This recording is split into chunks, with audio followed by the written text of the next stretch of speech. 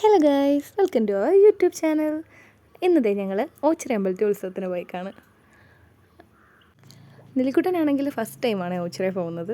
അപ്പോൾ ഞങ്ങൾ ഓർത്ത് ഉത്സവത്തിന് തന്നെ പോയിട്ടങ്ങ് തുടങ്ങാമെന്ന് വെച്ച്. അവൾ ഈ കാഴ്ചയും ഇത്ര ആളിനെയൊക്കെ കണ്ടിട്ട് ഈ ലൈറ്റും എല്ലാം കൂടി കണ്ടിട്ട് ആൾ ഭയങ്കര എക്സൈറ്റഡ് ആണ്. ചുറ്റിനും നോക്കിയിരിക്കുകയാണ്. ഫുൾ ഓണാണ് ആൾ. ഇപ്പം ഒരു 11 മണിയോളം ആയിട്ടുണ്ട് സമയം. ഞങ്ങൾ വീട്ടിൽ നിന്ന് ഇറങ്ങിയപ്പോഴേ ലേറ്റായി. 9 മണി കഴിഞ്ഞിട്ടാണ് വീട്ടിൽ നിന്ന് ഇറങ്ങിയത്. വന്ന ഉടനെ ആൾ ആ ബലൂണ് വേണം എന്നും പറഞ്ഞ് അതേ പിടുത്തമായി. അങ്ങനെ അവസാനം അത് വാങ്ങിച്ചു കൊടുത്തു. അതിനുശേഷം ഇനി നെക്സ്റ്റ് എന്ത് ചെയ്യണം എന്ന് ആലോചിച്ച് നിന്നപ്പോൾ ഓർത്തു എന്തെങ്കിലും ഒരു റൈഡേ കയറാമെന്ന് വെച്ചു. നേരെ ചാടി വന്ന് ഇതേലോട്ടം കയറി. ആദ്യം കുറച്ച് പേടിയൊക്കെ തോന്നിയെങ്കിലും അടിപൊളിയായിരുന്നു. ഞങ്ങൾ എൻജോയ് ചെയ്ത്.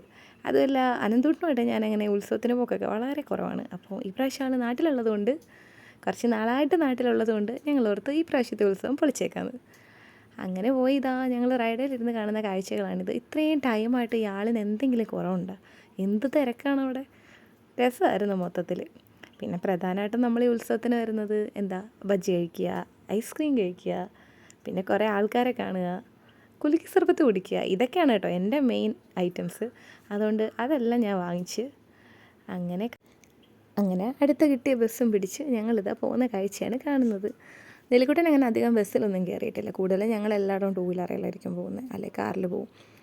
അപ്പം ഇന്നിപ്പോൾ ഞങ്ങൾ ബസ്സിനാണ് വന്നത്. അപ്പോൾ നിലു ഇങ്ങനെ കാഴ്ചയൊക്കെ കണ്ടതിൽ ഭയങ്കര ഇങ്ങനെ ഫുൾ ഓണായിട്ടിരിക്കുക. ഇപ്പോൾ എനിക്കൊന്ന് സമയം 1 മണിയൊക്കെ കഴിഞ്ഞിട്ടുണ്ട്. 1 മണി 1:30 ആയിട്ടുണ്ട്.